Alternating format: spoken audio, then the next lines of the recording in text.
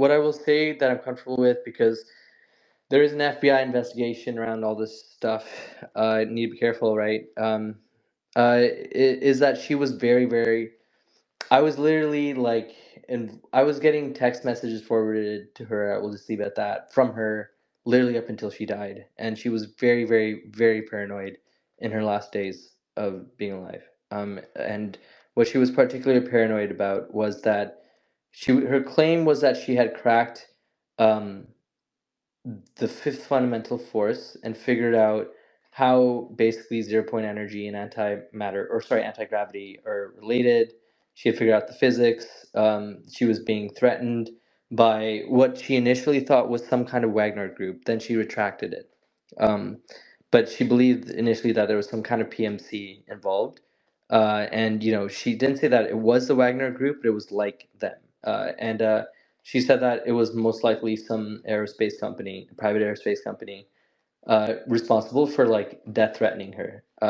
She forwarded some of those. This is where things get weird. She was getting death threats. That is accurate. That is freaking strange. Now, in my sphere, many people get death threats. The person who forwarded these to me also routinely gets death threats. So, and I know that that's kind of scary, but that's the dark Were you side of friends it. with her? I was, yeah. I was friends with her for like 5 years. Well, three and a Yeah, go half into it years. more. I've never talked with you about this because another data point. It's interesting, and even Jeremy Reese kind of thinks she was still an op, which is kind of an awkward position for her to be in, right? Because she's kind of been like heroified in this community. But She's not an off. She was just a I girl do want with to say good this thing real quick though. intentions. He said even I do that as a qualifier for even somebody who thinks like who isn't on the whole like Amy Love train that we all are. He said that and with the ex boyfriend Mark Sokol that they were getting Havana whenever she would come around and like they physically saw the van and they had like physical changes and like you know what I mean. It wasn't so people oh she's crazy she's this she's that. I mean there's still two people alive who are willing to testify all the time in these spaces that they were getting Havana when she was around and there was a physical van.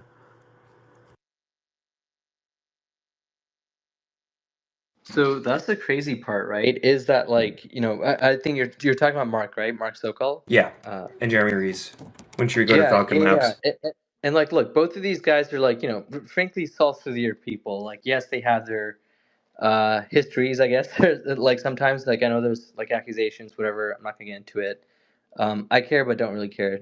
Not interested in cancel culture, but on their like as people, as human beings I interact with, they have shown good character. So I don't know. And I will say this, Mark. What stood out to me was, and I like, I literally one time jokingly called Amy crazy Amy, like to her, like I would kid, like, her and I had a very candid relationship. I did not hold back when I told her when I thought that something she was claiming was like, there's no way this is true, or what you're talking about. You know what I mean? Like it was that kind of like deal. Um, and One thing that when I heard about this whole directed energy weapon thing, I saw the whole Frank Milburn like fingerprint over it. I was like, yeah, this guy's probably just like messing with her head right now. Like she's probably going through something mentally, and he's like totally like, yeah, like counterintelligencing or something like that, like playing psychological torture tricks. Well, I don't know. I don't want to make too many hard accusations here. But then I met Mark in person, and like I saw his lab. I visited the lab earlier this year, got to talk to him, his engineers. And I was like, yo, this guy knows his shit, which is concerning. It is deeply, deeply concerning because he's one of the best experimentalists I've ever met. And I know lots and lots and lots of very smart people who get paid a lot of money to do, experiments. So it was kind of eye opening because I was like, holy shit, like maybe Amy was right. She was being attacked by directed energy weapons because this guy would absolutely know the difference between a stray microwave, radiation pocket chamber, you know what I mean, or an actual direct weapon. So yeah, make for. I still Well, think I gotta she pick your she's brain, bro. I standing. never knew this fucking thing about you, dude. But okay, so I mean, not to make anything awkward or anything or have uncomfortable conversations, but she did say how Puthoff, Lue Elizondo, and Vandenberg are evil. And then she also said Lue Elizondo told her she would get all this money for her projects from the government so it doesn't go to Russia. Do you know anything about any of that? The Russia thing, I didn't know. Can you elaborate? Everything China. else, so I was there when she met Lou, for example. Oh, okay. So Oh, we're about to get. No, we're clipping this one. Say what's up, Tupa. To the thing here. Let me pull up. Let me pull up where she said the thing about Lou real quick. okay, Uh, Jesus, this is crazy. oh, dude, come on. We had to. Where are we at here? Okay, here we go. Yeah, that's really interesting. He was like, I'm going to bring George Knapp and blah, blah, blah, and we'll film. But Lou said the same thing. Lou was like, oh, we're filming the second season of the TTSA show on the History Channel, and we'll come do an episode about Huntsville. Like, I want to bring Tom DeLonge and Steve Justice and Hal and blah, blah, blah people to your house. And he told me that the U.S. government would give me a shit ton of money to keep me from selling it to China. And so I called him and I'm like, can you refer me to an active U.S. Army general, please, to talk about this transaction? And he was like, radio silence. Like, I asked him to refer me to active military, and that killed the conversation.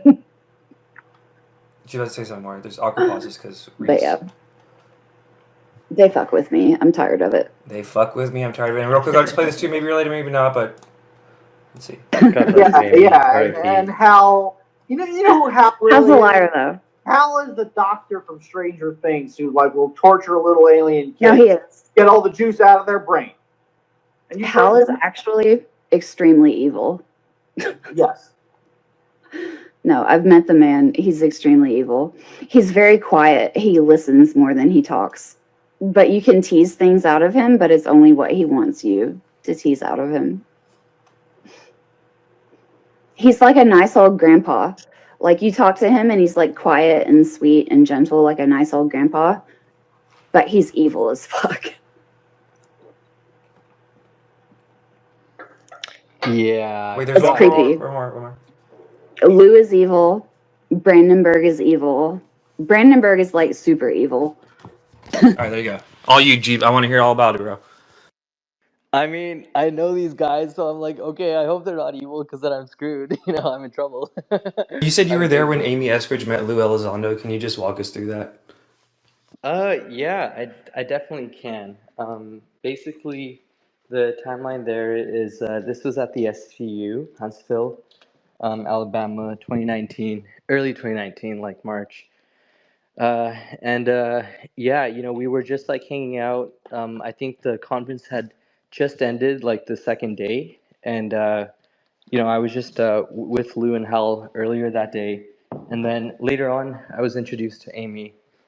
Um, hold on, let me. Yeah, my friend that I was sitting next to, I don't want to dox her. She, unfortunately, I think actually some of you guys didn't even believe her. She recently came out, right? Like, you know, talked about, hey, don't talk about Amy and stuff. And then a bunch of people were like harassing her. The So, name so I'm starts going with to the leave her M. name out. It starts with an A. Um, Oh yeah. wait. Oh wait. Is it the girl who hopped in our space? Maybe, was there somebody, was it, yeah. AL? Yes, Dude, yes, yes, I'm and pretty she sure. has the same gang stalking story. When I talked to her when she hopped in our space, I worry about that girl. I pray Wait, for is her. it A? What? AL? Is it AL? Well, Oh if no, she, sorry. Continue this yeah. though. Continue the. Oh, sure, sure, sure. Hold on. Yeah, I'm just locking my door here and walking outside.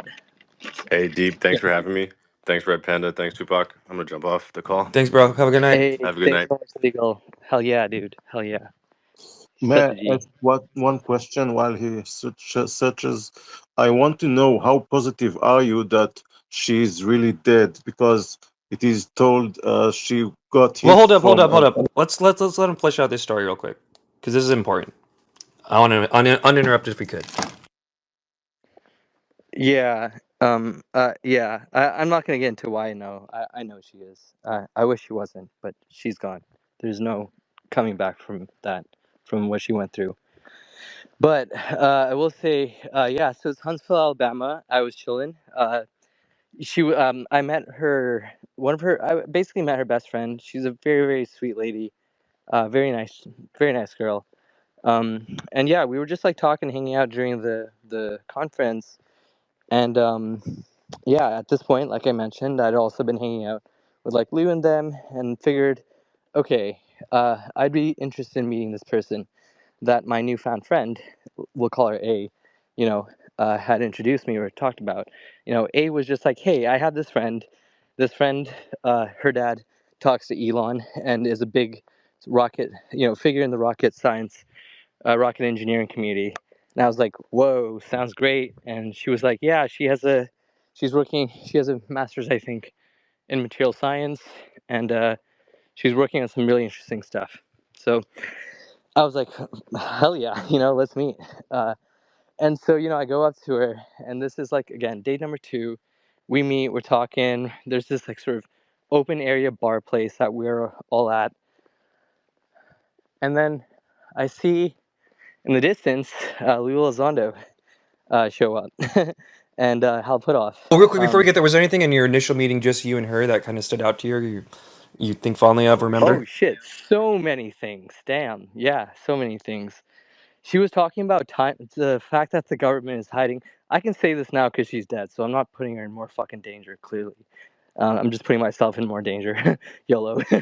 But basically, she was saying that the government has technologies that are responsible for the Mandela effect. She was saying that there's basically like a Project Looking Glass is real and it's being hidden and kept from us and stuff like that. And I was like, ain't no way, lady. Like, that's when I called her Crazy Amy, actually, was that comment. I was like, no way. um, and yeah, so, Hey, she was talking about stuff like hey, that. Dap. On that subject, remember how last time when we were in here, Jay was in here, and I specifically had him like point out that drop he'd gotten from the spook about dark and how cesium physics is real from the show, True. and it relates to time travel and causality editing, and technically the Yes. mandala effect. You might want to Fair enough. do. You might want to. Continue, Deep. Oh.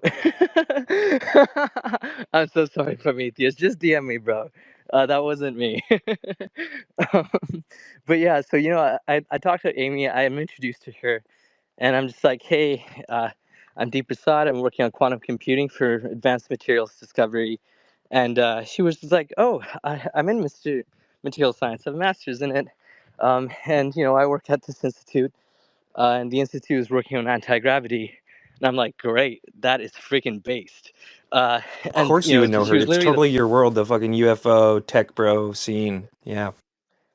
the. You're so funny. I mean that with love, bro. um, hey, my man, I appreciate you. Yeah, and it's crazy, dude. Time flies. This was over 6 years ago. Like, that's wild. But but yeah. So I like tell her, I was just like, yo, like, tell me more. What does anti-gravity research even entail?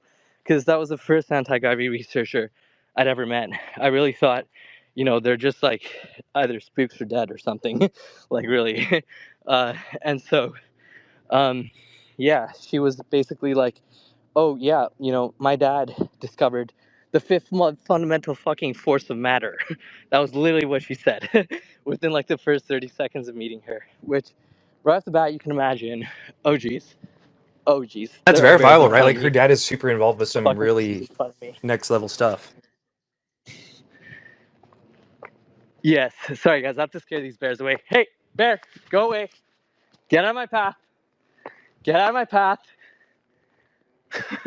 Sorry, there's like 4 bears in front of Get me. big, sound big. Whoa, crazy. Yeah, do whatever you got to do, bro.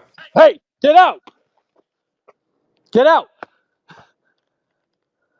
Get out! Get! I'm so sorry, but get! Oh, it's working. Bye! Bye! Hey, get out! Let's go. Keep running. Keep going. Keep going. Okay, nice. Car's coming. Should be fine.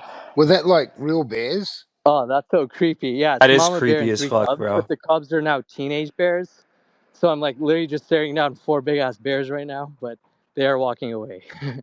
I You am you safe. just you just went up in my estimation, Deep.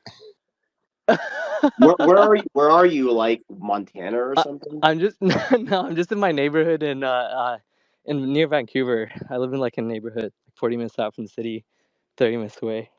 It's wild, man. Um, as long as you're good, whenever I'm you're just ready. But gonna. that is wild, dude. Jesus, I will get back to my story, which was somehow even wilder than these bears. I'm just making sure I'm safe and they're not stalking me or some bullshit. But no, they're good. These are peaceful bears. I'll Yay. think out loud to make you nervous. I Ironic. mean, in the Bible, wasn't a bear utilized by someone else at some point? I'm just saying. Whoa, biblical. Dang, biblical. Fair enough. Bears are Don't Well, go there, we're Red. safe now, so I can get back to the Yeah, let's get story. back to the story. Yeah. But so yeah, I was just like, okay, fifth fundamental force. What is that? And Amy was just like, okay, well, it's anti-gravity. Like that was a claim, and it's based on bismuth materials. And like that's when I told her that I've been looking into like these TTSA materials. I have a bunch of different theories using quantum computing simulators to figure out the mechanisms of these like bismuth magnesium metamaterials. And so she was just like, you're on the right track because bismuth plays a big role in anti-gravity. I was like, wait, are you fucking serious right now? And she was like, yeah, like my dad's got like a lab in his, in his, yeah, I'm not actually going to say where his lab is. But like, she was just like, I'm going to bring him to Lue. So yeah, she wanted to talk to Lue. I actually helped make that happen. We literally hunted him down. We found him just hanging out. And one thing I will say is this, and I'll talk about the whole Mandela effect thing as well, because she did mention, like, other than the anti-gravity stuff, I told her that I had a UAP experience the night before. And I had told Lou this too, that we saw UAPs at Huntsville SEU. Real quick, just real quick, And what did it look like? it was basically massive V-shape, think Phoenix Lights type size, massive V-shape. Asymmetric, but V-shaped orange globes that were part of some massive, like, black thing that was, like, somewhat mostly transparent. But so you could mostly just see the orbs. And the orb just moves and covered the sky in this V formation. It was insane. They moved almost, like, fluidly through space-time. It was beautiful. And that was the second, UAP experience I'd ever had. The first one being with like grays or seemingly grays. But so and that was near the lake, near this conference center in Huntsville, Alabama. And that like tripped us the fuck out because like I was with two other experiencers. They were brothers who were like testing out Hal's psychic app thing that he was, Russell Targ's psychic app. The app that was being used for training remote viewers and stuff. They were testing it out, and we were hanging out by the lake.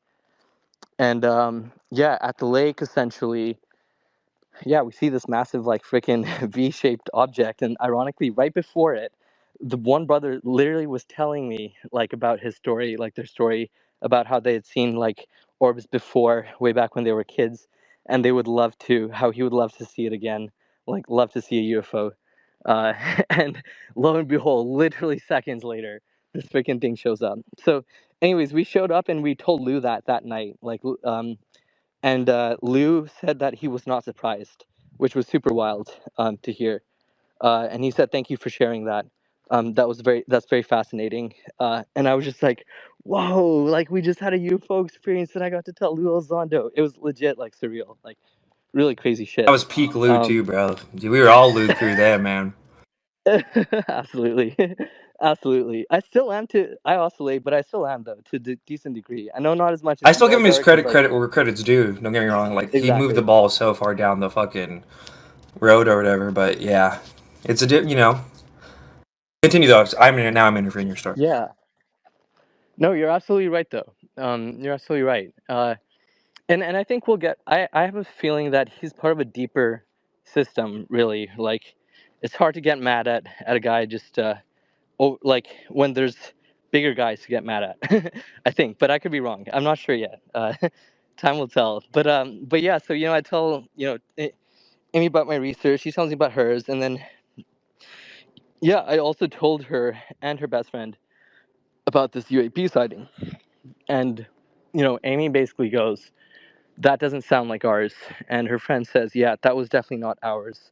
And I was just like, being a Canadian quantum computing researcher fresh on the scene, I was like, how could you guys possibly know, like, like how was sorry, I said specifically, why would you ever think that that would be ours? That was my question.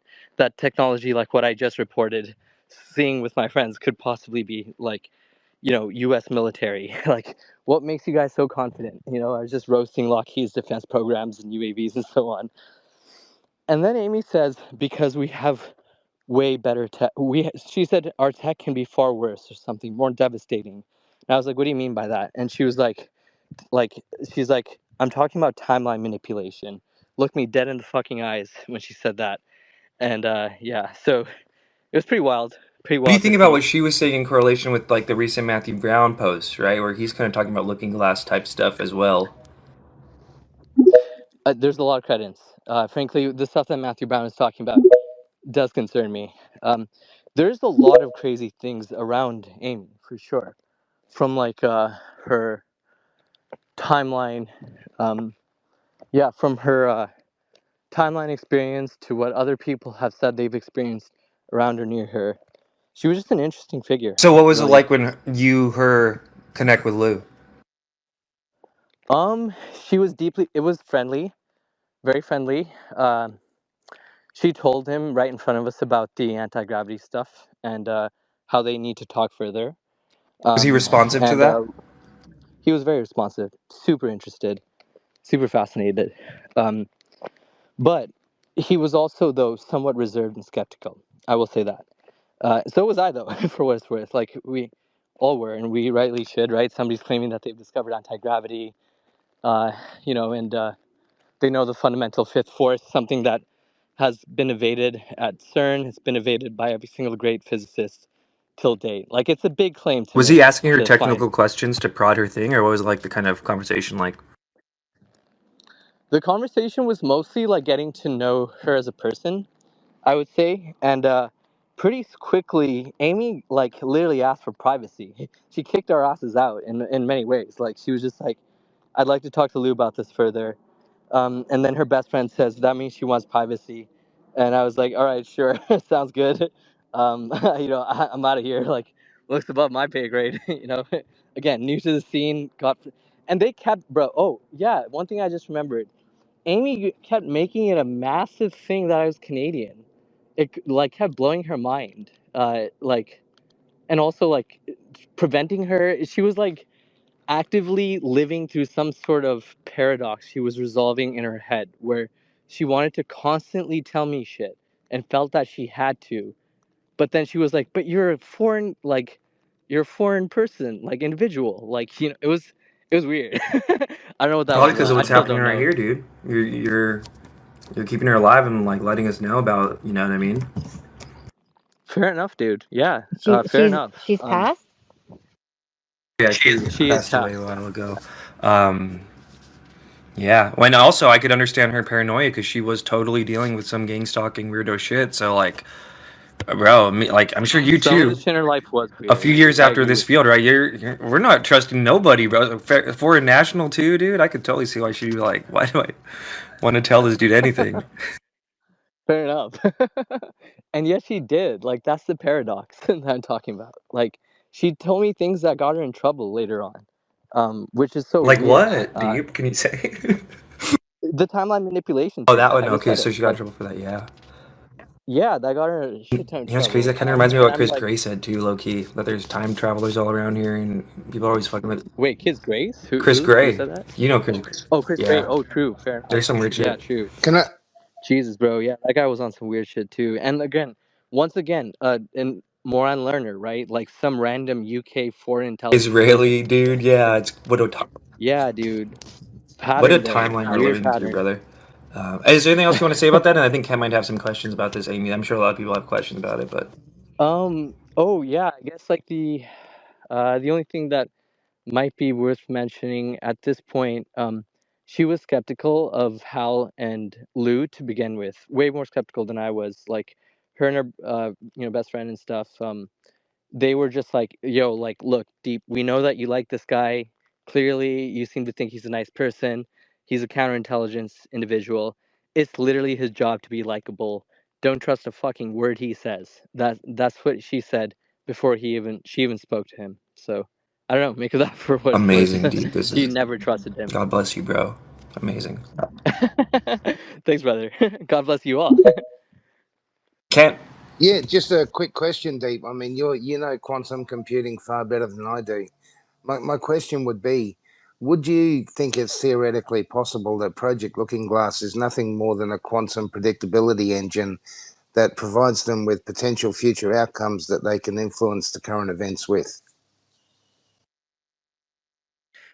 Yeah, it's not impossible that that's happening at a microscopic scale, so we just don't notice the difference.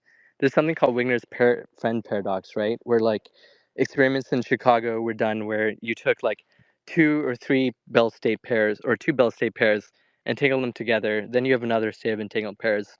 Basically, you have four entangled quantum mechanical particles or pairs, individuals of a pair, set and separated to different labs. So you essentially have the same shared system spatiotemporally separated, right? And what ends up happening is that you basically have people taking objective measurements of the same exact system, and they end up with conflicting facts, conflicting results. It's literally like if you were to look at a car, right? That's like driving past you, and the car to you looks green. It's like a green Toyota. But your friend looks at it, and your friend insists that that car is red, and it's a red Toyota, and you both decide, look, neither of us trust each other. Let's just use spectrolysis and other analyzers, hyperspectral imagers, and so on to settle this. And you measure the wavelengths of what's being reflected from this car, and you find that you're both right. That in your friend's world, he is measuring red, and you are indeed measuring green, and you're both right. This happens routinely in quantum mechanics. It's called the Wigner's friend paradox. So it's possible that if quantum computers are, being used and not just being used, they are being used routinely. If they're being used to access the multiverse, like branch and Everettian hypothesis, those things are true and accurate, meaning that different branches of the wave function are physically real, then yeah, it's totally possible that we change the timeline every time we do a quantum computation, for sure. Could you use a Student? predictability engine though to influence the way you drive that process? You could. So theoretically, the weird part, and I think maybe this is how like telepathy and stuff works, and psychokinetic powers could be developed, is like